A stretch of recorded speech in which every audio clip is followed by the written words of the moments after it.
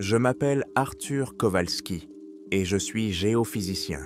Il y a 9 mois, je faisais partie d'une équipe de 4 personnes travaillant à la station de recherche sous-glaciaire Sleipnir, située sous le glacier Vatnajökull, en Islande. Le rapport officiel indique que la station a été détruite par le déplacement des masses glaciaires et que toute mon équipe a péri. C'est un mensonge. Nous n'étions pas seuls sous la glace, et ce que nous avons trouvé est toujours là. Notre mission avait été préparée pendant près de 2 ans. Depuis plusieurs années, les satellites enregistraient comme des phénomènes étranges dans la partie sud-est du Vatnajökull. De puissantes mais brèves perturbations du champ magnétique et un grondement à basse fréquence, dont la source se trouvait à plus d'1 kilomètre de profondeur. Il n'existait aucun modèle géologique pouvant expliquer ce phénomène. Cela ne ressemblait ni à une activité volcanique, ni à un mouvement des plaques tectoniques. C'est pourquoi notre équipe a été constituée, moi-même, spécialiste en géophysique et en prospection sismique, Lars Jensen, glaciologue danois, l'un des meilleurs au monde, Elena Sokolova, ingénieure en acoustique, capable de distinguer le bruit de la glace qui se fissure de celui d'un baleine respirant à une centaine de kilomètres. Et Magnus Eriksson, un Suédois, notre ingénieur technicien et médecin à ses heures perdues, capable de réparer aussi bien une antenne parabolique qu'un bras cassé.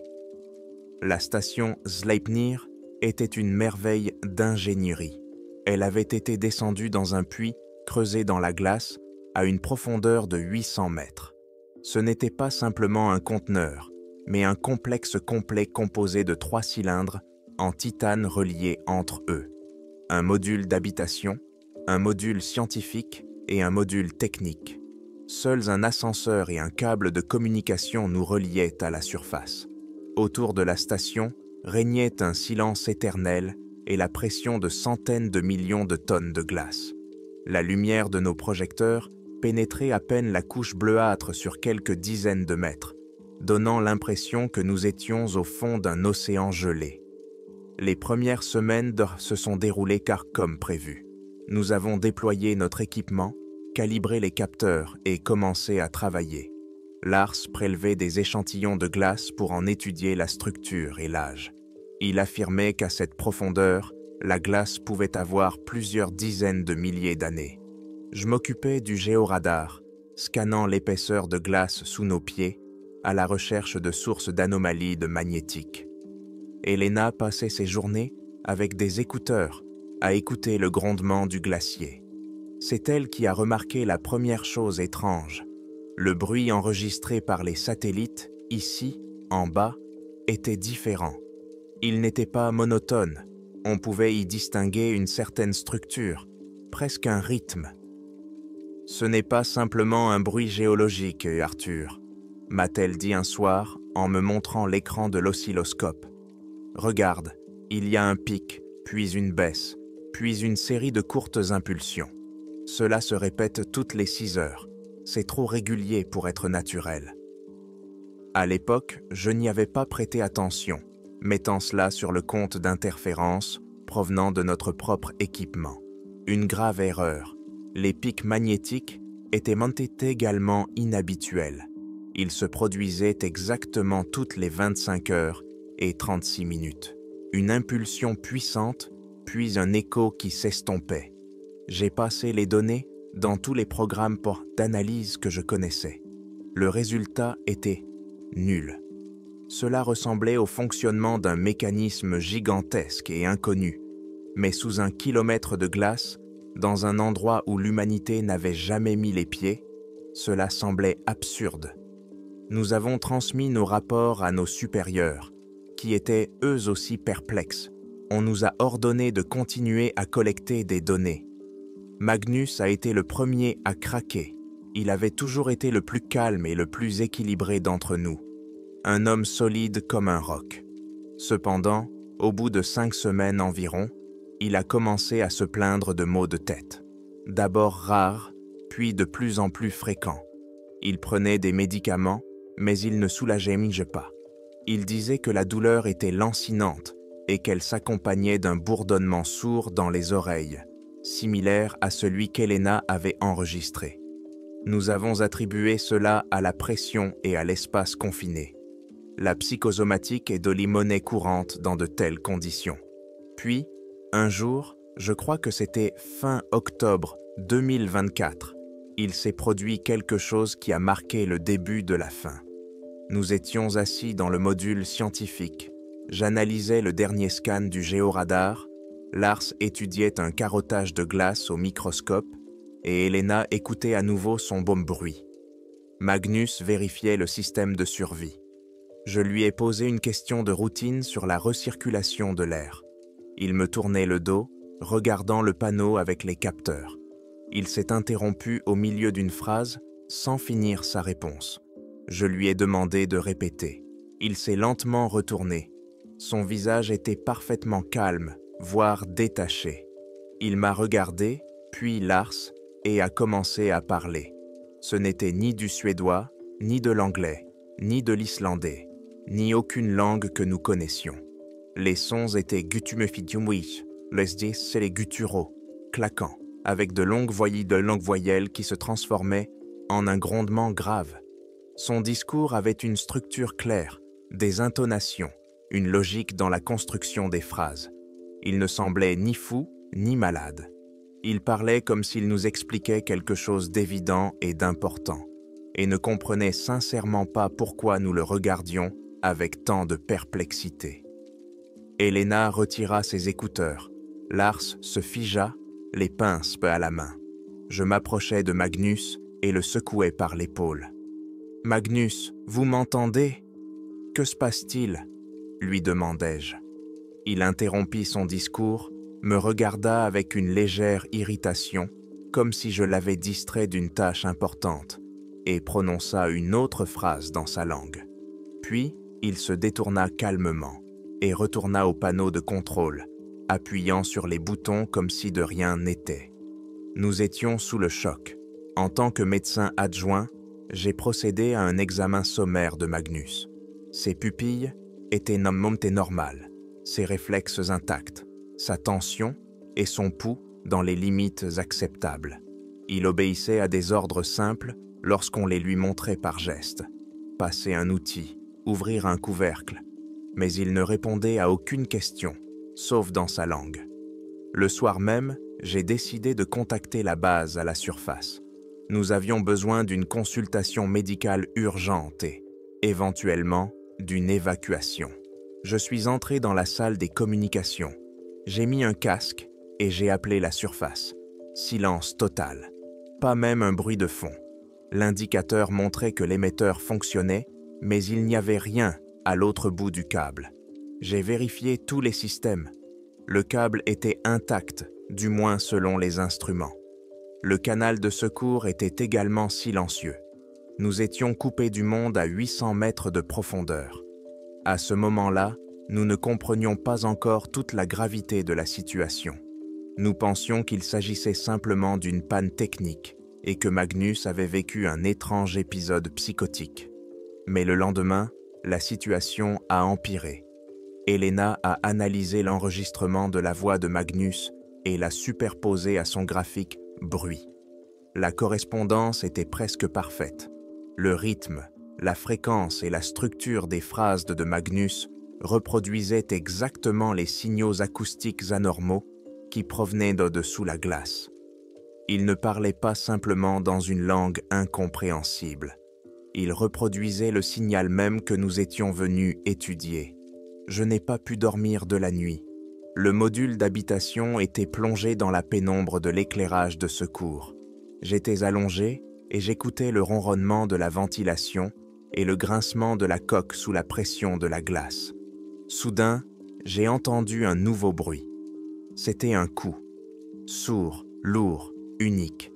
Il venait de la paroi extérieure du compartiment technique. Je me suis figé. 1 minute plus tard, un autre, puis un autre. Cela ne ressemblait pas au craquement de la glace. La glace craque de manière brusque et sonore. Ces bruits étaient différents, réguliers, comme si quelqu'un de grand et de fort frappait notre coque avec son poing. Je me suis levé et je me suis dirigé vers le module scientifique. Lars et Elena s'y trouvaient déjà. Ils avaient également entendu. « Qu'est-ce que c'est » demanda Elena à voix basse. « Le séismographe est calme » répondis-je en regardant le moniteur. « Aucun mouvement de glace. » C'est alors que mon regard tomba sur l'écran du géoradar. Depuis 12 heures, il fonctionnait en mode balayage passif, enregistrant simplement les changements dans la structure sous nos pieds. Le programme construisait automatiquement une carte en 3 dimensions. Et sur cette carte, à environ 1,5 km de profondeur, juste sous la station, apparut quelque chose qui n'était pas là la veille. Un vide, une immense cavité dans la glace. Mais ce n'était pas simplement une grotte. Elle avait des parois parfaitement lisses, disposées à angle droit. Le scanner montrait une structure ressemblant à des couloirs et de grandes salles. Cela ressemblait au plan d'un gigantesque bâtiment, enfoui sous 2,5 km de glace. Et c'est précisément du centre de cette structure que provenaient les impulsions magnétiques et le bruit acoustique. Les coups sur la coque cessèrent aussi soudainement qu'ils avaient hier commencé. Nous étions tous les trois debout dans le silence de la salle scientifique, regardant la carte sur l'écran. À ce moment-là, Magnus entra dans le module. Il ne dit rien. Il resta simplement debout dans l'embrasure de la porte.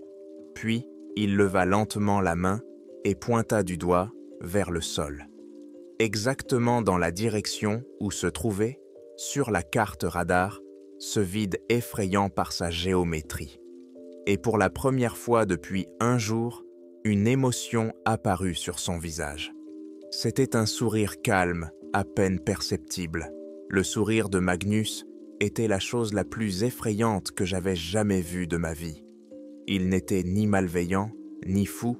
C'était une reconnaissance calme et silencieuse, comme s'il avait attendu pendant des années que quelqu'un frappe à la porte, et que finalement, quelqu'un avait frappé. Lars, Elena et moi nous sommes regardés. Personne ne dit un mot.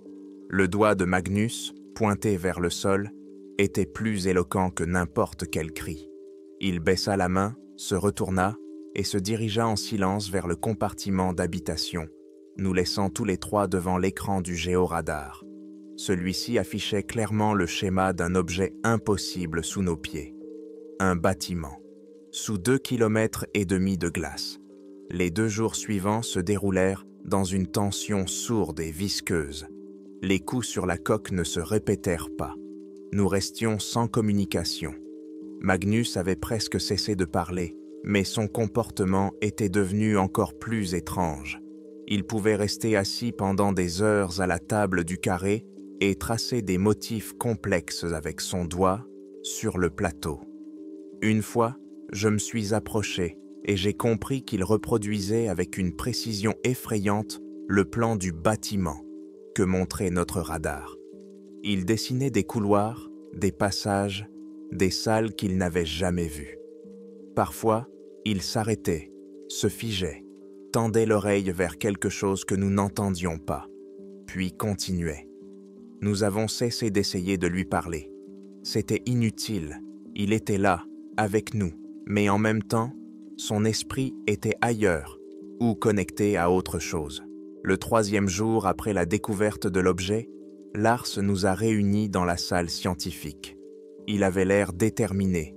Ses yeux brillaient de la lueur fébrile d'un scientifique confronté à l'incompréhensible. « Nous ne pouvons pas rester là à attendre », a-t-il déclaré en montrant l'écran. « Vous comprenez ce que c'est ?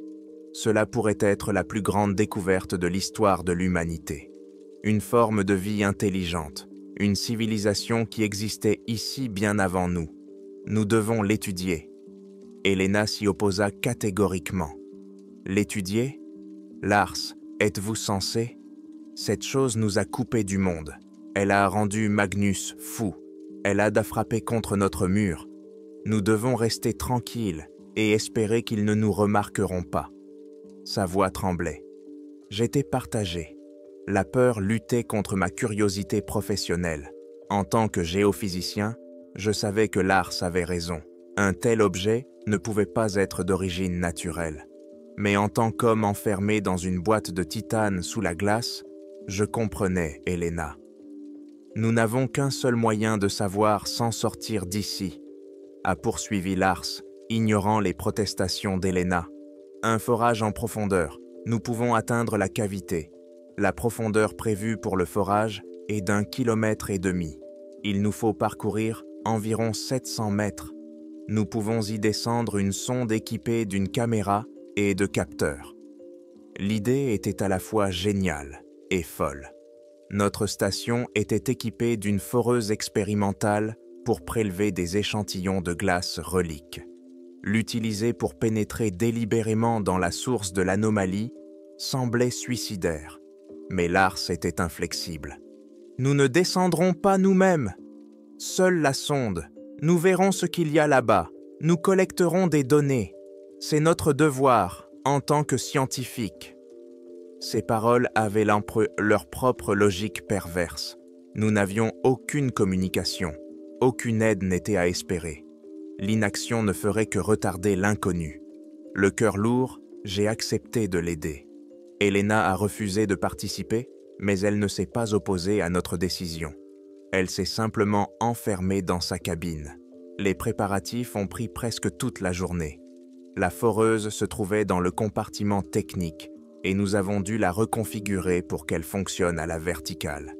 Nous avons préparé la sonde, une petite capsule hermétique équipée d'une caméra grand angle haute résolution, de puissantes LED et d'un ensemble de capteurs atmosphériques.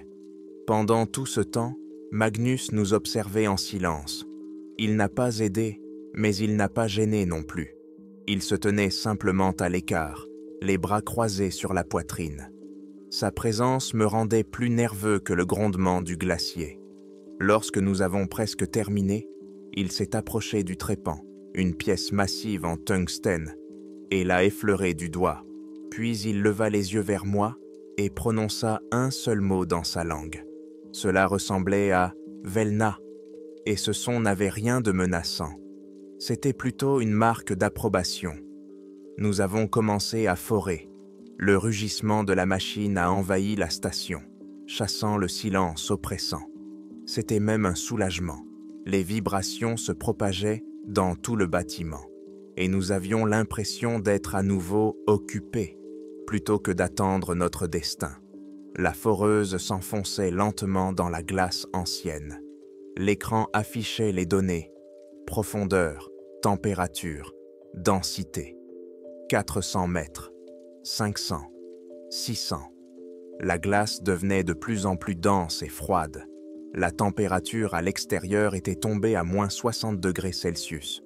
Et soudain, à une profondeur de 682 mètres, les indications ont brusquement changé. Le capteur de pression sur la tête de forage, qui affichait des valeurs colossales, est tombé presque à zéro. La température, au contraire, a grimpé en flèche, passant de moins 60 à moins 4 degrés. « Nous avons traversé !» a crié Lars, couvrant le bruit. Nous avions franchi la voûte de la cavité. Lars a immédiatement coupé les moteurs de la foreuse. Le rugissement s'est tu, et un silence encore plus profond et plus lourd qu'auparavant s'est abattu sur nous. Nous sommes restés debout, à l'écoute. Rien. Lars m'a fait signe et nous avons commencé à préparer la sonde pour la descente. Ce fut la minute la plus intense de toute la mission. Nous avons fixé la capsule au treuil et avons commencé à la descendre lentement dans le trou foré. Le câble se déroulait mètre après mètre. Finalement, l'indicateur de profondeur a indiqué que la sonde était sortie du trou et se trouvait dans un espace ouvert. « Allumez la caméra », a murmuré Lars. J'ai appuyé sur le bouton. L'écran du moniteur s'est allumé, mais il n'y avait que de l'obscurité. « Lumière », a ordonné Lars. J'ai allumé les projecteurs de la sonde. Un faisceau puissant a jailli de l'obscurité et a éclairé une surface lisse, sombre, presque noire.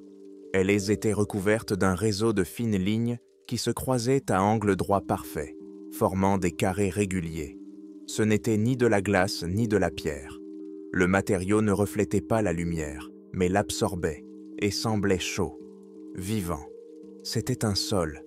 Nous étions descendus au fond d'une salle gigantesque. Lars, oubliant toute prudence, manœuvrait le joystick, tournant lentement la caméra. Nous voyions les murs s'élever dans l'obscurité, hors de portée de nos projecteurs. Tout était fait du même matériau noir, une géométrie parfaite, aucune décoration, aucune trace d'érosion, seulement des formes pures et austères. À ce moment-là, Elena entra dans la salle technique. Apparemment, le silence l'avait fait sortir de sa cabine. Elle se plaça silencieusement derrière nous, regardant l'écran. « Qu'en est-il de l'acoustique » demandai-je sans quitter l'écran des yeux. Comme si elle se réveillait, elle s'approcha de son panneau, mit ses écouteurs et redirigea le signal des capteurs externes vers le microphone de la sonde. Son visage se crispa. Elle augmenta l'amplification au maximum. « Il y a quelque chose » murmura-t-elle. Un son très faible, aigu, comme un murmure. Et au moment même où elle prononça ces mots, le son apparut dans les haut-parleurs. C'était bien un murmure, faible, sifflant, avec une intonation inhumaine. Il venait du fond de la salle, de l'obscurité. C'était une voix, rapide, complexe, composée de dizaines de sons différents.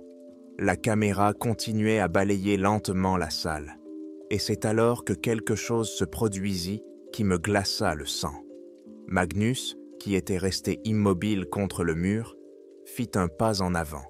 Il pencha la tête, tendant l'oreille vers le murmure provenant des hauts parleurs. Puis il répondit. Il prononça une longue phrase dans sa langue, celle qu'il avait utilisée pour s'adresser à nous. Et ce n'était pas un monologue, c'était un dialogue. Les murmures de dans l'obscurité s'arrêtèrent un instant, puis lui répondirent. Ils discutaient. Lars se figea, la manette dans la main. Elena arracha ses écouteurs, les yeux écarquillés d'horreur. Les murmures provenant du haut-parleur reprirent, et Magnus leur répondit à nouveau. Puis tout redevint silencieux. Les murmures et la voix de Magnus. Nous avons regardé l'écran. La caméra terminait justement sa rotation. Elle se déplaçait lentement le long du mur du fond de la salle, son faisceau lumineux glissant sur la surface noire parfaite. Et là, dans le coin le plus éloigné, à la limite de la lumière et de l'ombre, quelque chose a bougé. Ce n'était pas un jeu de lumière, c'était un mouvement, un déplacement bref et brusque d'une masse sombre. Quelque chose de grand, qui se trouvait dans l'obscurité, fut éclairé pendant une fraction de seconde par notre projecteur, puis recula immédiatement dans l'obscurité salvatrice. Nous n'avons pas eu le temps d'en distinguer la forme, mais nous l'avons tous les trois vu. Nous n'étions pas seuls sous la glace, nous n'étions pas seuls dans cette salle. Ce mouvement fugace dans le coin de l'écran nous a paralysés. Lars a instinctivement tiré sur le joystick pour ramener la caméra à l'endroit où l'ombre avait disparu. Mais il n'y avait plus rien, seulement un mur noir, parfait, qui s'enfonçait dans l'obscurité totale. « Remonte-le, immédiatement !» s'écria Elena, la voix stridente. Elle s'agrippa à mon épaule et, sortant de ma torpeur, j'appuyai sur le bouton de la treuille. Le moteur se mit à vrombir et la sonde commença son ascension, laissant derrière elle le mystère de la salle. Nous n'avons pas attendu qu'il revienne. Nous nous sommes de précipités hors de la salle technique, comme si nous étions poursuivis. D'une certaine manière, c'était le cas. Nous avons verrouillé la porte hermétique de la salle technique, comme si cela pouvait nous sauver. La station a de nouveau été plongée dans le silence, mais ce silence était pire que n'importe quel cri. Nous savions qu'il y avait quelque chose, en bas, sous nous. Et maintenant, cette chose savait que nous étions là. Nous l'avions réveillée, et elle avait parlé à Magnus. Magnus se tenait au milieu du module d'habitation, dos à nous. Sa conversation avec le Mitum murmure avait pris fin, et il était à nouveau immobile, transformé en statue silencieuse. Moins de 10 minutes s'étaient écoulées lorsqu'un nouveau bruit se fit entendre. Cette fois, c'en n'est pas des coups. C'était un grincement, un long bruit lent et raclant, comme si quelque chose d'énorme et de dentelé frottait contre le revêtement en titane de notre station. Le son se déplaçait. Il venait d'en bas, du fond de la station, puis remontait lentement le long de la paroi du module scientifique avant de se diriger vers le compartiment d'habitation. Il nous contournait, il nous étudiait, il cherchait un point faible. Lars colla son oreille contre la paroi, le visage blanc comme un linge. « C'est juste là », murmura-t-il, « derrière le mur. » Le grincement s'arrêta juste en face de l'endroit où il se tenait. Le silence se fit. Puis, un léger bruit, à peine audible, se fit entendre sur le métal, comme si quelqu'un grattait le revêtement avec un ongle. À ce moment-là, Magnus bougea.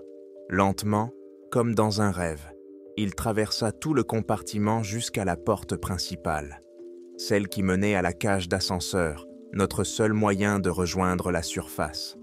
Il s'approcha de la lourde porte métallique et posa sa main dessus. Il resta là, immobile, les yeux fermés. Il n'essaya pas de l'ouvrir. On aurait dit qu'il transmettait des informations ou qu'il recevait des ordres. Il gardait désormais notre dernière chance de salut. Cette prise de conscience nous frappa comme un coup de courant. Nous étions pris au piège. Cette créature était à l'extérieur et son allié à l'intérieur. Et cet allié nous bloquait la sortie. La curiosité scientifique de Lars s'était évaporée sans laisser de traces. Son visage n'exprimait plus qu'une terreur primitive. « Le réacteur », dit-il soudain en me regardant avec des yeux fous. « Notre RTG, le générateur thermoélectrique à radioisotope. » Je ne compris pas tout de suite ce qu'il voulait dire. « Nous pouvons le surcharger », dit Lars précipitamment. « Provoquer une émission de chaleur incontrôlable. Ce ne sera pas une explosion nucléaire, mais la puissance sera suffisante pour faire fondre des centaines de tonnes de glace autour de nous. La station s'effondrera. La mine s'écroulera. Nous enterrerons cet endroit. Nous l'enterrerons. Lui. Il n'a pas dit « nous mourrons ». C'était implicite. Le plan était monstrueux. Un suicide qui était en même temps un acte de retenue. Helena, l'ayant entendu, acquiesça sans hésiter. « Il a raison, il n'y a pas d'autre issue. Nous ne devons pas laisser cela s'échapper. » Je regardais Magnus debout près du sas, puis les murs tremblants derrière lesquels quelque chose se cachait. Nous n'avions pas le choix. Le panneau de contrôle du réacteur se trouvait à l'autre bout du module technique, là où se trouvait la foreuse. Mais pour y arriver, il fallait passer devant Magnus. « Magnus, éloignez-vous de la porte », dis-je aussi calmement que possible. Il ne réagit pas. Lars s'approcha et tenta de le tirer par le bras. C'était comme essayer de déplacer une colonne d'acier enfoncée dans le sol. Magnus n'a même pas bougé. Il se tenait comme un roc, et pas un muscle de son visage ne bougeait. Dès que Lars a utilisé la force, le grincement derrière le mur a repris, fort, violent, menaçant. Il était en phase avec nos mouvements. Nous avons compris. Magnus n'était pas simplement un gardien. Il était un déclencheur. Toute agression à son égard provoquait une réaction à l'extérieur. Nous avons reculé. Que faire? Il était inutile et dangereux de se battre contre lui. C'est alors qu'Helena eut une idée. « L'enregistrement » murmura-t-elle. Les chuchotements en bas réagirent à sa voix. Et si ça réagissait aussi à l'extérieur? Le plan était risqué, mais c'était notre seule chance.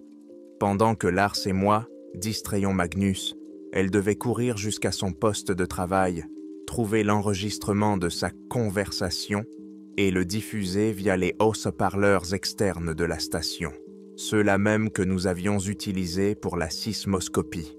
« Prêt ?» demanda Lars en soulevant du sol une lourde caisse à outils. Je fis un signe de tête et attrapai une caisse identique. Helena était déjà assise devant sa console, tapant frénétiquement sur les touches. « Allons-y !» cria-t-elle. Lars et moi avons poussé un cri de guerre qui ressemblait davantage à un cri de désespoir et nous nous sommes précipités sur Magnus. Nous ne visions pas, notre objectif était de le faire tomber et de le repousser hors du couloir. Il ne s'y attendait pas. Notre double collision l'a projeté contre la porte. Il a perdu l'équilibre et est tombé au sol. Au moment où son corps heurta le pont, Elena appuya sur le bouton. Un bruit envahit la station. La voix de Magnus, amplifiée des dizaines de fois, retentit dans les haut-parleurs extérieurs, se répercutant sur la glace environnante. C'était lent, mais ces mêmes phrases gutturales et sifflantes. L'effet fut instantané. Le grincement derrière le mur cessa immédiatement. Un silence assourdissant s'installa, rompu seulement par l'écho de l'enregistrement. Notre plan semblait avoir fonctionné. La créature à l'extérieur était désorientée. Cependant, nous n'avions pas pris en compte un élément, l'effet que cet enregistrement aurait sur Magnus lui-même. Il était resté allongé sur le sol pendant 1 seconde. Puis son corps s'était cambré. Il avait poussé un cri effrayant et perçant. Ce n'était pas un cri de douleur humain. C'était un rugissement de rage pure et concentré. Il s'était redressé brusquement et ses yeux s'étaient fixés sur nous. Il n'était plus vide. Maintenant, elle brûlait d'une haine froide et déterminée. Il nous regardait comme des insectes à écraser. Il n'était plus un réceptacle. Il était devenu un ennemi intérieur. Son cri s'intensifia et les lampes clignotèrent au rythme de ses cris. 1 fois, 2 fois, et à la 3e fois, elles s'éteignirent, définitivement. Toute la station fut plongée dans l'obscurité totale. Le réacteur s'était arrêté. Nous étions laissés dans le noir, seuls avec celui qui était devenu notre ami. Les seules sources de lumière étaient les points rouges faibles des LED de secours, trop peu nombreux pour dissiper l'obscurité. Une pénombre rouge, un silence dans lequel notre propre respiration semblait assourdissante. Le réacteur principal était mort. Notre plan pour détruire la station avait échoué à l'instant même où la lumière s'était éteinte. Nous étions désormais enfermés dans une boîte sombre et froide avec une créature qui était autrefois notre ami. J'étais allongé sur le sol, là où j'étais tombé, lors de ma collision avec Magnus. Lars et Elena étaient invisibles. Je rampais, me guidant de mémoire vers la cloison du module scientifique. Quelque part dans l'obscurité, j'entendis un léger cliquetis métallique. Il était là, il chassait. Il n'y avait plus ni cri, ni rage. Seuls des pas méthodiques et silencieux résonnaient de quelque part dans le compartiment d'habitation. Il ne se pressait pas. Je me suis figé dans un coin, le cœur battant à tout rompre dans ma gorge. Je devais retrouver les autres. Je décidai de me diriger vers le compartiment technique où nous avions laissé Lars. La porte du compartiment était entr'ouverte. Lorsque je me faufilais dans l'interstice, mes pieds heurtèrent à quelque chose de mou. La diode de secours au-dessus de la porte projetait une faible lueur rouge. Cela me suffit. Lars était allongé sur le sol. À côté de lui, gisait la caisse à outils qu'il avait utilisée pour repousser Magnus. La lourde porte hermétique menant à la suite du compartiment était enfoncée vers l'intérieur. Pas vers l'extérieur, mais comme bien vers l'intérieur, comme si quelqu'un avait frappé de toutes ses forces de ce côté-là. Il n'y avait aucune arme ni aucun équipement dans la station qui aurait pu laisser une telle marque dans le titane renforcé. Le corps de Lars était brisé. C'est le seul mot qui me vient à l'esprit. Je ne suis pas médecin, mais j'ai vu que ses os étaient fracturés à plusieurs endroits, comme s'il avait été écrasé par une presse. La force qui avait fait cela n'était pas humaine. J'ai eu des nausées. J'ai rampé dans le couloir en essayant de ne pas faire de bruit. Elena. Je devais trouver Elena. Sa cabine se trouvait dans le bloc scientifique. La porte était verrouillée de l'intérieur. J'ai frappé doucement en l'appelant. Il y eut un silence d'1 seconde, puis le clic de la serrure. Elle me fit entrer et referma immédiatement la porte en calant son bureau contre celle-ci. Elle était terrifiée, mais son esprit continuait de fonctionner. « Ici », murmura-t-elle en me tirant vers sa console, qui fonctionnait sur des batteries de secours. « Regardez », l'analyseur de signaux acoustiques était allumé sur l'écran. Les capteurs extérieurs fonctionnaient toujours. « Il est de nouveau dehors », dit Elena en montrant le graphique. « Mais le son est différent. » Ce n'était plus un grincement. C'était maintenant des sons courts, secs et répétitifs. Un sifflement aigu, puis un clic. Un sifflement, un clic. Il dévisse les boulons de fixation sur le revêtement extérieur, devinai-je. Ses yeux confirmèrent ma conclusion. Il démonte la station. La créature à l'extérieur et Magnus à l'intérieur travaillaient dos de concert. Ils ouvraient signe notre boîte de conserve. C'était la fin. Il n'y avait nulle part où fuir. La sortie vers le haut était bloquée. Les murs allaient donc bientôt s'effondrer. C'est alors que mon regard tomba sur le schéma du compartiment technique affiché sur l'un des écrans. Le schéma d'une installation de forage, un puits. « Elena », dis-je, et elle me comprit sans un mot. C'est la seule issue. Descendre dans un puits de 700 mètres de profondeur, au cœur même de ce que nous fuyions. C'était de la folie, mais c'était la seule direction où nous pouvions encore aller. Nous avons quitté sa cabine et sommes retournés sur la pointe des pieds, dans la salle technique, en enjambant le corps de Lars. Les bruits à l'extérieur devenaient de plus en plus forts et de plus en plus proches. À un moment donné, nous avons entendu un grincement assourdissant et un coup sourd. L'une des plaques de revêtement avait cédé. Au fond du couloir, dans la pénombre rougeâtre, nous avons aperçu la silhouette de Magnus. Il marchait vers nous. Il ne courait pas, il marchait simplement d'un pas lent et assuré. Nous nous précipitâmes vers la foreuse. Le câble de la sonde pendait toujours au-dessus du trou. « Enroule-le autour de tes mains !» criai-je à Elena. « Ne le lâche pas !» Elle acquiesça, le visage déterminé. Elle enjamba la barrière, agrippa le câble glissant et disparut dans le trou noir. Je me suis lancé à sa suite. Alors que je passais la jambe par-dessus le bord, je me suis retourné. Magnus se tenait dans l'embrasure de la porte. Il n'essayait pas de nous rattraper. Il regardait simplement, la tête légèrement inclinée, tandis que nous descendions dans son monde.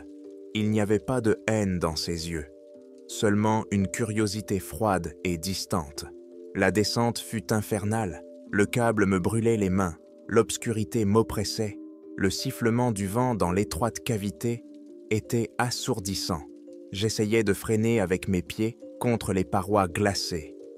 Quelque part en dessous de moi, Elena poussa un cri qui s'interrompit brusquement. Je ne savais pas si elle avait glissé ou si elle s'était simplement tue. J'ai continué à descendre jusqu'à ce que mes pieds heurtent une surface dure. Je suis tombé sur ce sol noir parfaitement lisse que nous avions vu à l'écran. J'étais seul dans une immense salle silencieuse et sombre. Je ne sais pas combien de temps j'y suis resté. Plusieurs jours, peut-être une semaine. J'ai trouvé la sonde cassée et je me suis nourri des restes des rations d'urgence qu'elle contenait.